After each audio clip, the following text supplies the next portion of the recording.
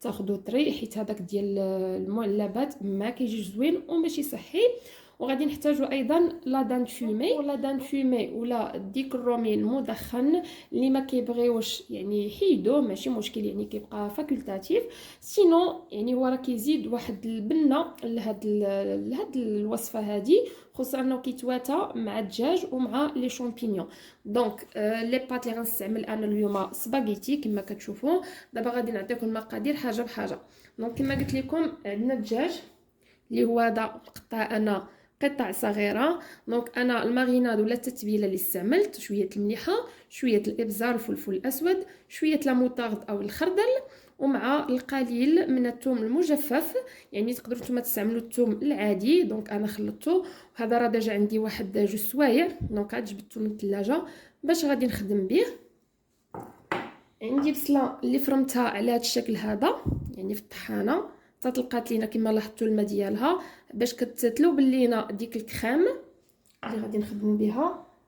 اوسي قلنا لي شامبينيون فري اللي قطعتهم على هذا الشكل هذا. راه دابا تبارك الله لي شامبينيون بارتو غادي تلقاوهم.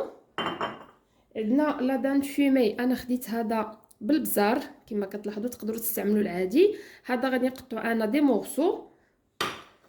وعندنا لا كريم فريش، دونك انا استعملت هذه الماركه هذه. دونك هذه تقريبا فيها 30% من المواد الدهنيه. تقدروا تستعملوا نتوما اي كريم فريش، ولكن من الافضل تكون من النوعيه الممتازه. وعندنا ايضا كما قلت لكم غادي نستعمل انا سباغيتي، دونك نتوما الرقم 5. تقدروا تستعملوا نتوما اي نوع من المعجنات او الباستا اللي متوفر عندكم. انا وليدات كيبغيو لي سباغيتي، دونك غادي ناخذ سباغيتي. البصله غادي نشحرها في الاول مع شويه ديال زيت العود ومليحه والبزار، وندوزو دابا لطريقه التحضير. بقاو معايا ما تزابيوش. غادي نوضع القليل من زيت الزيتون، تقدروا تزيدوا حتى شويه ديال الزبده. انا اكتفيت غير بزيت الزيتون حيت ديجا لا كريم فريش فيها مواد دهنيه بزاف، يعني مبغيتش نزيد الزبده. غادي نزيد البصله،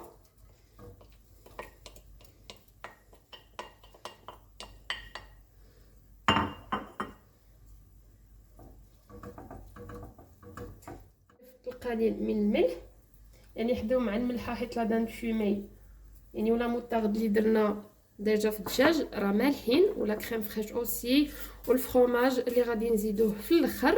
ونزيدو شويه ديال البزار او الفلفل الاسود، هادو اللي كيبقاو اختياريين. انا هذه الطريقه ديالي باش كنصايب لي بات. غادي نحركو هادشي ونغطيو عليه ونخليو البصله ديالنا حتى تطلق الماء ديالها مزيان ويدخلها الطياب. عاد نضيفو الدجاج، يعني نخليوه حتى هو يطيب، وابخي في الاخير غادي نضيفو شامبينيون فري ولا دان فيمي اللي خلاص ما كيحتاجوش الطياب بزاف. هادوك اخر حاجه غادي نوضعوهم.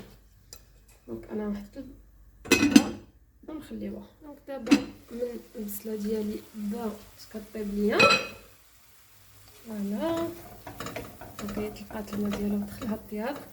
دابا غادي نضيف قطع ديال الدجاج عندي ديجا.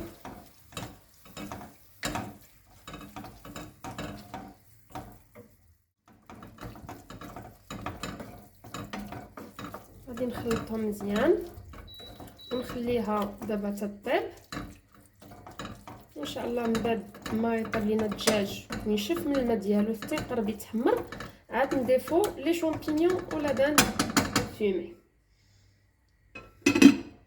هنايا غادي ندير الماء مع شويه الملحه مع شويه ديال زيت العود ولا زيت الزيتون، ونخليه حتى يغلى. عاد ندير فيه لي بات ديالي. دونك تقدروا تنسموا حتى بورق سيدنا موسى، شوفوا نتوما الاختيار اللي كتبغيو. وديك الساعات باش يجيوني نيشان مع الدجاج من يطيب. دونك في هذه المرحله كما قلت لكم درت الماء، ندير القليل من زيت الزيتون، غنضيف القليل من الملح حداو معاه حيت تقريبا كلشي عندنا مالح، ونخليوها تغلى. هنا ها هو الدجاج من بعد ما دخلوا الطياب تقريبا راه طاب كما شفتوا، ها هو تشحر يعني ما بقاش داك الماء فيه. دابا اللي غادي نضيفو، دونك غادي نضيفو شامبينيون هو كامل، يعني نخليوه باش حتى هو يدخل فيه يعني ديك لا ماريناد ولا التتبيله اللي كنا درنا الدجاج.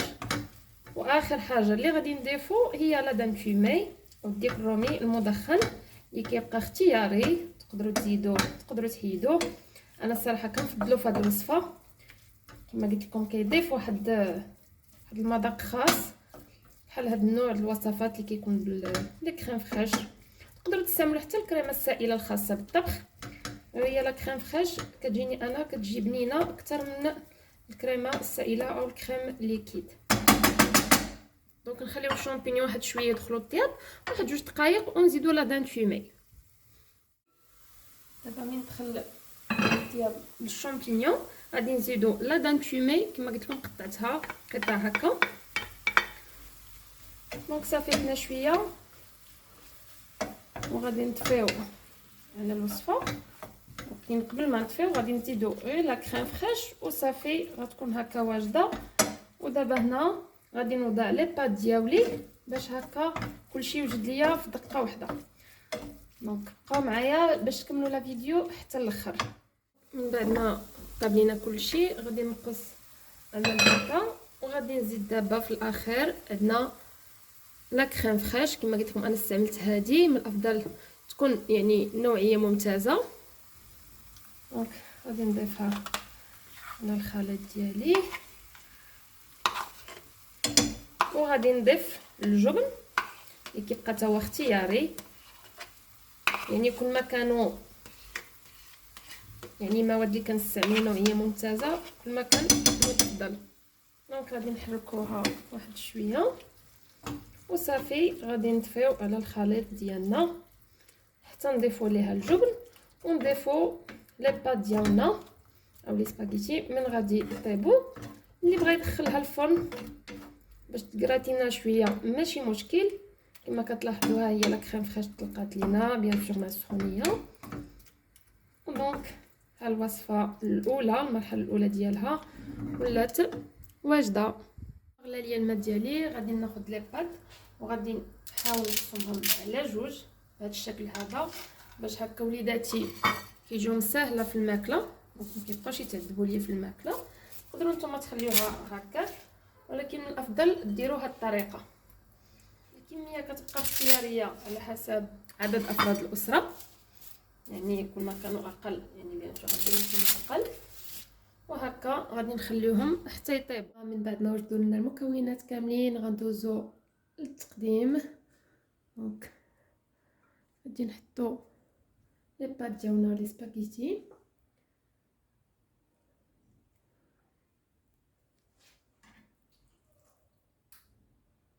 نضيفو لاصوص ديالنا. ها هي كيفاش تتجي كما كتلاحظوا.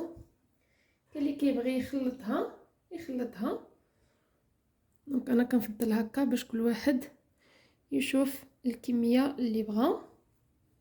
ودابا غادي نوضع القليل من الجبن او الفرماج غابي هكا من الفوق اللي تا هو كيزيدها واحد البنه واحد المذاق، يعني ضروري الفرماج. وهكا غادي نكون وصلنا لنهايه لا فيديو.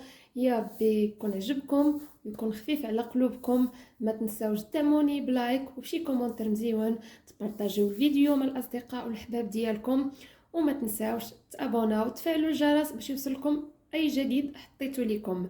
الا عندكم شي اقتراحات خليوها ليا في لي كومونتير، وكنضرب لكم موعد جديد ان شاء الله مع فيديو قادم. الى اللقاء.